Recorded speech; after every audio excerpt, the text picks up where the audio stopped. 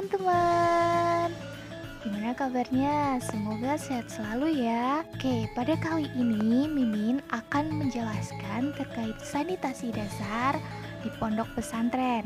Nah, siapa nih yang udah kepo? Ya udah, yuk langsung saja ke penjelasan videonya. Mimin akan kasih gambaran terkait apa itu pengertian sanitasi dasar pondok pesantren.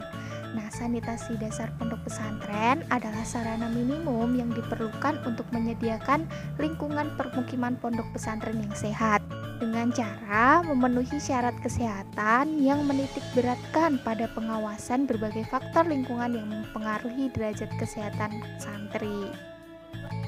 Kondisi sanitasi pondok pesantren memberikan dampak yang cukup signifikan bagi kesehatan santri, seperti kebersihan santri, penyakit infeksius, status nutrisi, kesejahteraan, dan perkembangan kognitif santri.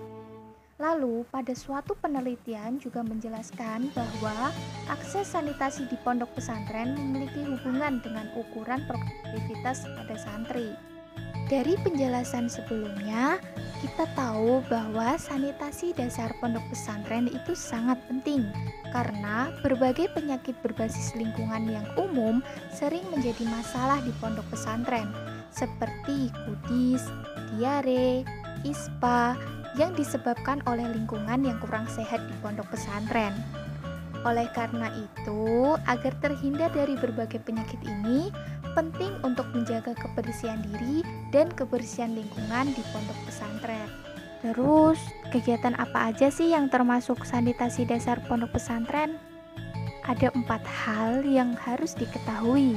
Yang pertama, penyediaan air bersih. Yang kedua, jamban sehat. Yang ketiga, pengelolaan sampah. Dan yang terakhir adalah pengelolaan limbah. Untuk penjabarannya, yuk kita simak berikut ini. Nah, yang pertama yaitu penyediaan air bersih. Air bersih merupakan salah satu kebutuhan manusia untuk memenuhi standar kehidupan manusia secara sehat.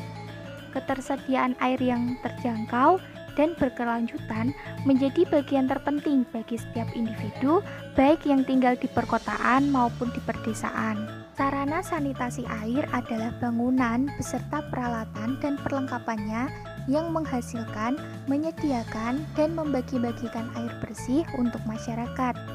Lalu jenis sarana air bersih ada beberapa macam, yaitu diantaranya PAM, sumur gali, sumur pompa, tempat penampungan air hujan, penampungan mata air, dan perpipaan. Selain itu, ada beberapa persyaratan air bersih yang harus teman-teman ketahui. Yang pertama yaitu persyaratan fisik. Persyaratan fisik ini terdiri dari air yang tidak berbau, air yang tidak berasa, air yang tidak berwarna, air yang tidak keruh, dan air yang sebaiknya di bawah suhu udara. Lalu, dari segi yang kedua yaitu segi kimia, air yang baik adalah air yang tidak tercemar secara berlebihan oleh zat-zat kimia yang berbahaya bagi kesehatan. Lalu, untuk syarat yang ketiga yaitu syarat mikrobiologi. Sumber-sumber air di alam pada umumnya mengandung bakteri. Oleh karena itu, air yang digunakan untuk keperluan sehari-hari harus bebas dari bakteri. Dan standar mikrobiologis air bersih menurut Permenkes yaitu 0 bakteri per 100 ml air bersih. Lalu selanjutnya adalah penyediaan jamban sehat.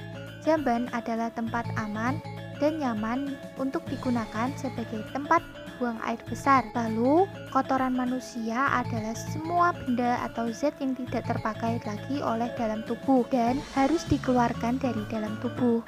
Zat-zat yang harus dikeluarkan dari dalam tubuh berbentuk tinja, air seni, dan CO2 sebagai hasil dari proses pernafasan. Lalu ada beberapa syarat dari jamban sehat. Yang pertama, tidak mencemari sumber air minum. Jarak di antara sumber air minum dengan lubang penampungan yaitu minimal 10 meter. Yang kedua, tidak berbau. Yang ketiga, kotoran tidak dapat dijamah oleh serangga atau tikus. Yang keempat, tidak mencemari tanah dan di sekitarnya. Yang kelima, mudah dibersihkan dan aman digunakan. Yang keenam, dilengkapi dinding dan atap pelindung. Yang ketujuh, penerangan dan ventilasi yang cukup. Yang kedelapan, lantai kedap air dan luas lingkungan memadai. Yang kesembilan, tersedianya air, sabun, dan alat pembersih. Maka dari itu, ubah perilakumu, stop buang air besar sembarangan. Selain itu, ada beberapa manfaat jamban sehat. Yang pertama, menjaga lingkungan bersih, sehat, dan tidak berbau. Yang kedua, tidak mencemari sumber air yang ada di sekitar. Yang ketiga, tidak mengundang datangnya lalat atau serangga yang dapat menjadi vektor penyakit. Lalu, bagaimana sih cara memelihara jamban yang sehat? Yang pertama, lantai jamban hendaknya selalu bersih dan tidak ada genangan air. Yang kedua, bersihkan jamban secara teratur sehingga ruang jamban dalam keadaan bersih. Yang ketiga, di dalam jamban tidak ada kotoran yang terlihat. Yang keempat, tidak ada serangga, kecoa, lalat, tikus yang berkeliaran.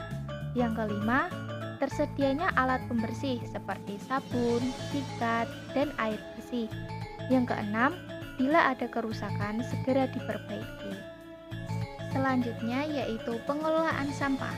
Sampah adalah suatu yang tidak digunakan, tidak terpakai, tidak disenangi, atau sesuatu yang telah dibuang yang berasal dari kegiatan manusia dan tidak terjadi dengan sendirinya.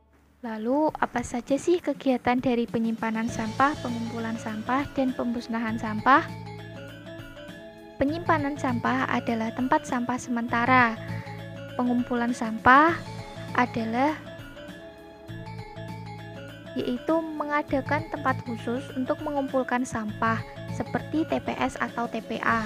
Lalu, kegiatan dari pemusnahan sampah yaitu terdiri dari yang pertama, ditanam, dibakar atau menjadikan pupuk. Lalu, jenis-jenis sampah itu terdiri beberapa macam. Yang pertama, sampah rumah tangga, yaitu sampah yang berasal dari kegiatan sehari-hari yang tidak termasuk di dalamnya yaitu tinja dan sampah spesifik. Yang kedua yaitu sampah sejenis sampah rumah tangga.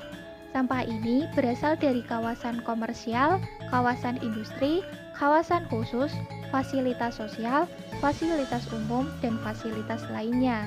Contohnya seperti sampah perkantoran, sampah industri, dan lain-lain. Yang ketiga yaitu sampah spesifik. Sampah spesifik ini yaitu diantaranya sampah bahan berbahaya, sampah yang mengandung limbah B3, sampah akibat bencana alam, puing sisa bongkaran bangunan, sampah yang secara teknologi belum dapat diolah, sampah yang ditimbul secara periodik.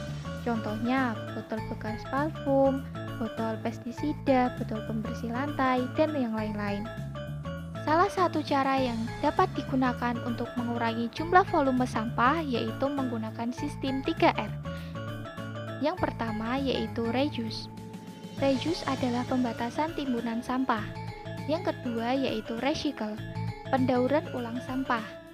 Dan yang terakhir adalah reuse, yaitu pemanfaatan sampah kembali. Pada poin yang terakhir yaitu pengelolaan air limbah. Air limbah merupakan air yang tidak bersih dan mengandung berbagai zat yang bersifat membahayakan kehidupan manusia atau hewan, dan lazimnya ini muncul karena hasil perbuatan manusia termasuk industrialisasi. Dalam kehidupan sehari-hari, pengelolaan air limbah dilakukan dengan cara menyalurkan air limbah tersebut jauh dari tempat tinggal tanpa diolah sebelumnya. Air buangan yang dibuang tidak saniter dapat menjadi media perkembangbiakan mikroorganisme patogen, larva, ataupun serangga yang dapat menjadi media transmisi penyakit. Ada beberapa jenis limbah cair rumah tangga dan cara pengelolaannya loh. Yang pertama, grey water, yaitu limbah cair yang berasal dari hasil cuci-mencuci dan memasak. Lalu cara pengelolaannya yaitu dengan cara menanam tanaman yang bisa menyerap zat pencemar pada selokan. Yang kedua yaitu black water, yaitu limbah yang berasal dari kotoran manusia dan cara pengelolaannya yaitu dibuang ke dalam sapi tank. Yang terakhir yaitu clear water, yaitu limbah hasil tetesan AC dan kulkas. dan cara pengelolaannya pun sebagai radiator, yaitu pendingin mesin. Dampak pencemaran air limbah disebabkan oleh dua hal. Yang pertama yaitu akibat terhadap lingkungan air. Buangan air limbah dapat menjadi sumber pengotoran, sehingga apabila tidak dikelola dengan baik, akan dapat menimbulkan pencemaran terhadap permukaan air, tanah, lingkungan hidup, dan terkadang dapat menimbulkan bau serta pemandangan yang tidak menyenangkan. Yang kedua diakibatkan terhadap kesehatan masyarakat, yaitu lingkungan yang tidak sehat akibat tercemarnya air buangan dapat menyebabkan gangguan terhadap kesehatan masyarakat. Air buangan dapat menjadi media tempat berkembang biaknya mikroorganisme patogen, larva, ataupun serangga. Sarana pembuangan air limbah yang sehat harus memenuhi beberapa persyaratan teknis sebagai berikut. Yang pertama yaitu tidak mencemari sumber air bersih. Yang kedua, tidak menimbulkan genangan air yang menjadi sarang serangga atau nyamuk. Yang ketiga, tidak menimbulkan bau. Dan yang terakhir yaitu tidak menimbulkan becek, kelembapan, dan pandangan yang tidak menyenangkan. Oke, jadi pelajaran yang kita ambil dari materi sanitasi dasar pondok pesantren adalah kita sebagai seorang santri wajib untuk menjaga kebersihan diri, kebersihan tempat tinggal, dan kebersihan lingkungan di sekitar kita agar kita senantiasa terhindar dari berbagai penyakit. Oke, cukup sekian ya teman-teman, semoga bermanfaat. Assalamualaikum warahmatullahi wabarakatuh. Bangga Kesmas Cendekia, salam cendekia muda, kontribusi tanpa batas. Terima kasih, jangan lupa subscribe ya.